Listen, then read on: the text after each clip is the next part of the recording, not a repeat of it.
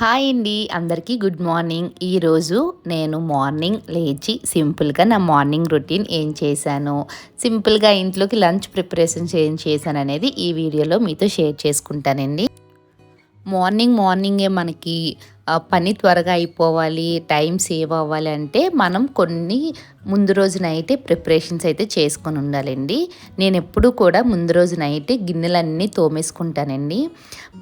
Maximum ఏంటంటే అందరూ గిన్నెలు స్టాండ్లో పెట్టుకొని స్టాండ్ కిచెన్లో పెట్టుకుంటారు కొంతమంది. నేనైతే బయట పెట్టుకుంటాను. సో బయట పెట్టుకోవడం వల్ల ఏంటంటే గిన్నెలు అలా ఎక్కువైపోతున్నాయి, ఎప్పటికప్పుడు సర్దుకోలేకపోతున్నాను.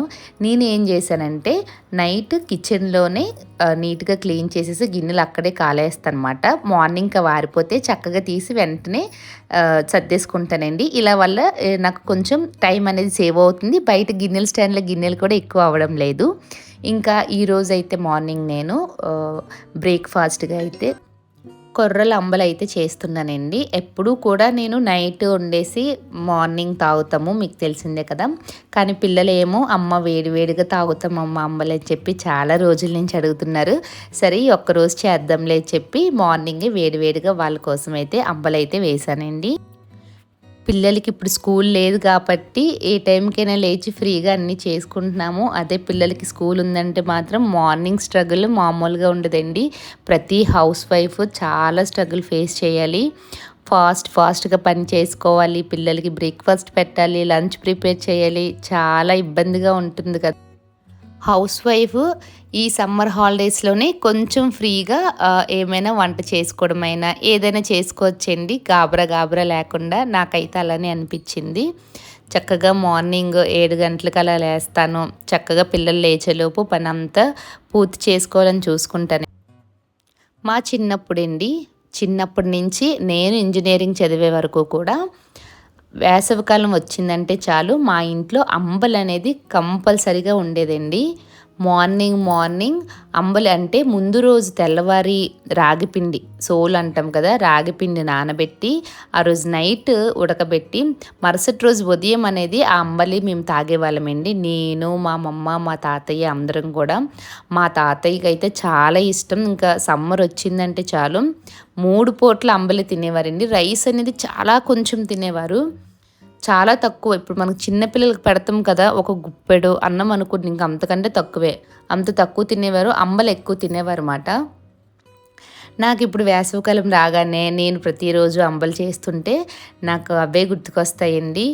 అమ్మమ్మ తాతయ్య ఇద్దరూ లేరు ప్రజెంట్ నాతోని, కానీ నేను ఎప్పుడైనా ఏ వంటకాలు చేసుకున్నా నాకు ఎప్పుడు వాళ్ళు గుర్తొస్తారండి. ఎందుకంటే నేను చేసుకున్న ప్రతి వంటకం కూడా మా అమ్మమ్మ దగ్గర నుంచి నేర్చుకుందే.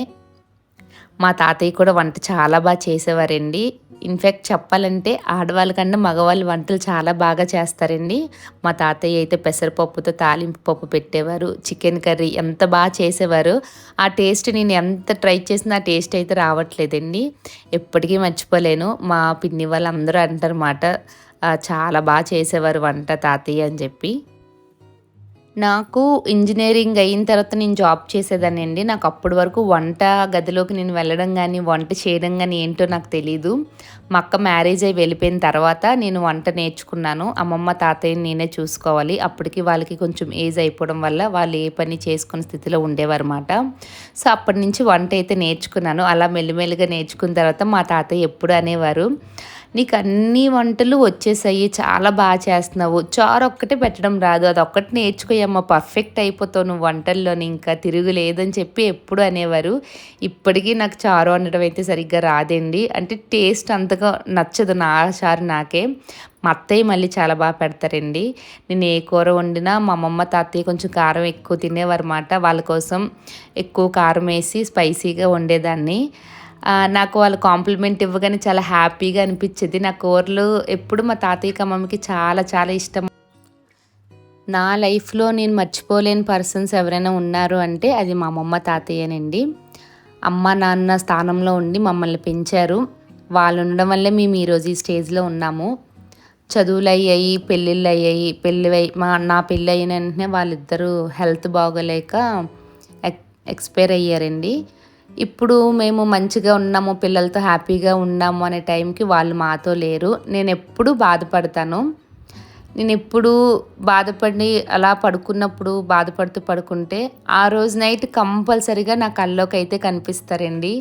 వస్తారు, నన్ను చూస్తే ఏడుస్తారు, కానీ ఏమీ మాట్లాడరు.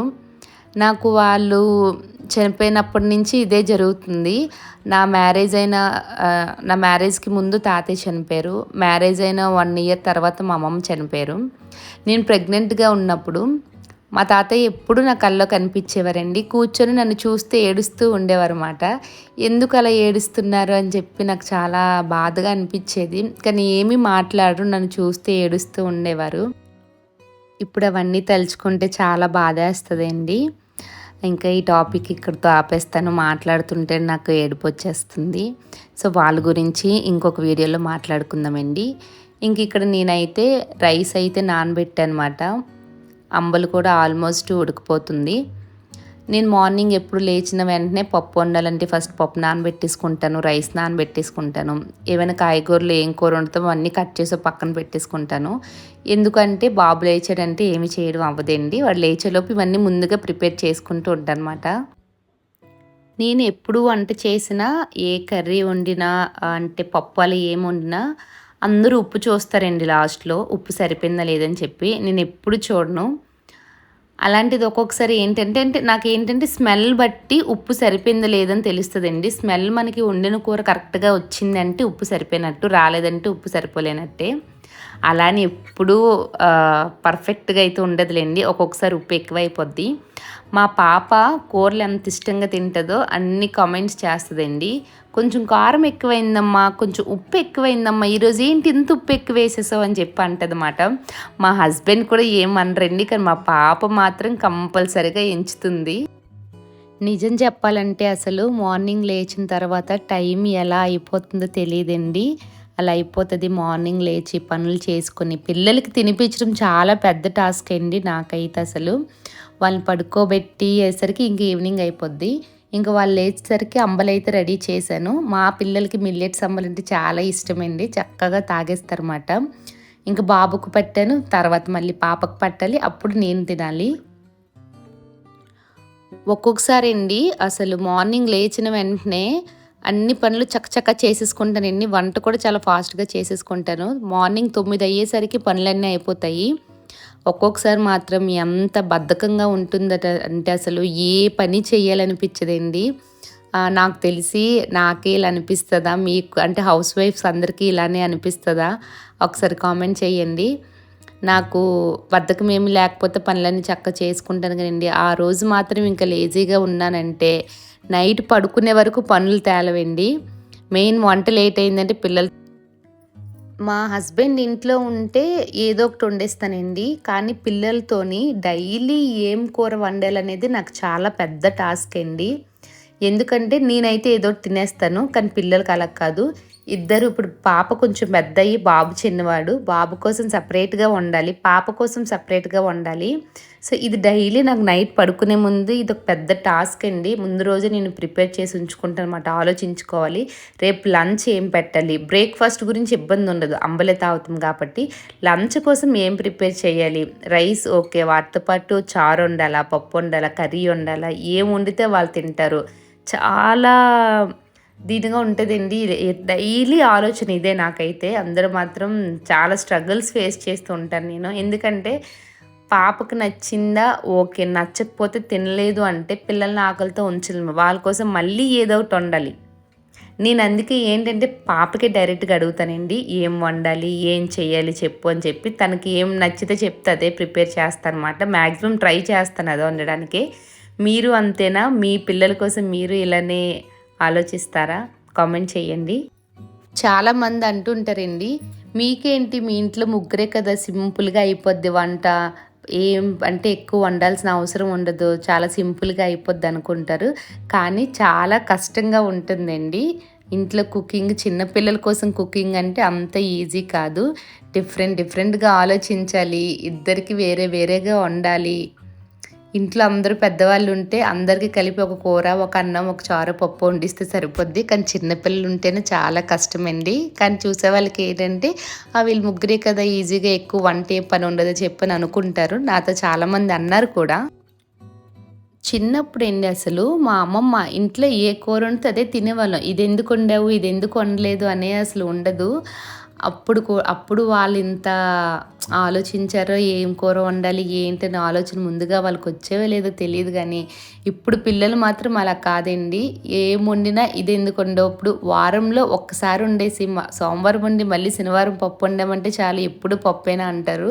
మా పాపతో అయితే చాలా ఇబ్బంది. వారానికి ఒక కూర 7 రోజులు 7 రకాల కూరలు వండాలంటే ఎంత కష్టంగా ఉంటదో ఒకసారి మీరే ఆలోచించండి. డైలీ మీరు మీ పిల్లల కోసం ఏం లంచ్ రెసిపీస్ ప్రిపేర్ చేస్తారో కామెంట్ చేయండి. మా ఇంట్లో పప్పు వండిన రోజు, చారు వండిన రోజు ఇబ్బంది ఏమి ఉండదండి. ముగ్గురం ఒకటే తినేస్తాము. కానీ అవి కాకుండా ఇంకేం వండినా మాత్రం నాకు చాలా పెద్ద టాస్క్ కుకింగ్ అంటే. ముగ్గురికి 3 రకాల వంటలు చేయాలంటే చాలా ఇబ్బందిగా ఉంటుంది కదండీ! ఇప్పుడు అత్తయ్య వచ్చారు కాబట్టి నేను కొంచెం ఫ్రీ అవుతాను. అంటే ఆవిడ నాకు హెల్ప్ చేస్తారండి. ఏవైనా వంట చేయాలంటే ఆనియన్స్ అవి ఏమైనా కట్ చేసి ఇమ్మంటే ఇచ్చేస్తారు. మెయిన్ పనిలో నాకు హెల్ప్ చేయకపోయినా పిల్లల్ని చూసుకుంటే చాలండి. అది నాకు చాలా పెద్ద హెల్ప్. ఎందుకంటే ఏ హౌస్ వైఫ్‌కైనా పిల్లల్ని చూసుకుంటూ ఇంట్లో పనులు చేసుకొని వంట చేయాలంటే చాలా ఇబ్బందిగా ఉంటుంది. చాలా ప్రాబ్లమ్స్ ఫేస్ చేయాలి. హెల్త్ కూడా పాడైపోతుంది. నిద్ర ఉండదు. మెయిన్ ఒక మనిషికి రెస్ట్ అనేది ఉండదండి. అదే ఇంట్లో చిన్న పిల్లల్ని చూసుకోవడానికి ఒక్క పర్సన్ ఉన్నా చాలు. మనం చాలా ఫ్రీ అయిపోతామన్నమాట. ఎంత పని చేసినా పిల్లల పని బాధ్యత వాళ్ళు చూసుకుంటే మనం చాలా ఫ్రీగా పనంతా చేసుకొని హ్యాపీగా ఉండొచ్చండి. ఇంకా కొన్ని కాయగూరలు అయితే బిగ్ బాస్కెట్‌లో ఆర్డర్ పెట్టానండి. అవైతే వచ్చాయి. ఫ్రిడ్జ్‌లో పెట్టేశాను. నేను ఎప్పుడు ఫ్రిడ్జ్ ఓపెన్ చేసినా మా బాబు మాత్రం నా వెనకాలే తిరుగుతూ ఉంటాడు. ఫ్రిడ్జ్‌లో మిల్లెట్స్ ఉంటాయి కదా! అవి తినడానికని చెప్పి చూస్తుంటాడనమాట. ఇంకా పిల్లల కోసం అయితే ఈరోజు పప్పు వండానండి. నార్మల్‌గా మనం బయట కొనే కందిపప్పు, ఈ ఆర్గానిక్ కందిపప్పు టేస్ట్ చాలా డిఫరెన్స్‌గా ఉంటుంది. సో పిల్లలు ఏంటమ్మా పప్పు ఇలా ఉంది అని అంటున్నారు. కొంచెం తొక్క ఎక్కువ ఉండడం వల్ల టేస్ట్ డిఫరెంట్‌గా ఉంది. అత్తయ్యతోని ఒకసారి పప్పు అనేది చేయించాలండి. బాగు చేయించాలి. మనం చాట్‌తో చెరిగిస్తే నార్మల్ పప్పులాగా అయిపోతుంది. ఎప్పుడు ఇంట్లో పప్పు వండినా వాళ్ళ కోసమైతే అప్పడాలు ఉంటాయి కదా! చిన్న చిన్న టమాటా అప్పడాలు కానీ నార్మల్‌గా ఇంకేమైనా బీట్రూట్ అప్పడాలు అలాంటివి వేపితే మా పాప ఇష్టంగా తినేస్తదండి. బాబు కూడా పప్పన్నం అయితే ఇష్టంగా తింటాడు. మీ డైలీ రొటీన్ ఎలా ఉంటుందో కామెంట్ చేయండి. సో పప్పు అయితే ఇంక తాలింపు పెట్టేస్తున్నానండి. గ్యాస్ స్టవ్ వెయిట్ అలా ఉందని అనుకోకండి. ఆ వంట అంతా చేసిన తర్వాత స్టవ్ అయితే క్లీన్ చేశానండి. ఎప్పుడు కూడా బాబుని పడుకోబెట్టే నేను పని ఏదైనా చేసుకోవాలి. సో ఇదే అండి ఇవాళ మన morning to afternoon routine simple cooking ఇలా కంప్లీట్ అయ్యింది. సో మీరు వీడియో చూసి ఎంజాయ్ చేశారని చెప్పి నేను అనుకుంటున్నాను. నా వీడియోస్ కనుక మీకు నచ్చినట్లయితే ఒక చిన్న లైక్ ఇచ్చి మన ఛానల్ని సబ్స్క్రైబ్ చేసుకోండి. అలాగే మరిన్ని వీడియోస్ కోసం పక్కనే ఉన్న బెల్ ఐకాన్ని క్లిక్ చేయండి. మీకు వెంటనే నోటిఫికేషన్ అనేది వస్తుంది. సరికొత్త ఇంట్రెస్ట్ టాపిక్తో మళ్ళీ నెక్స్ట్ వీడియోలో కలుసుకుందాం. Bye bye. Stay tune. Thank you.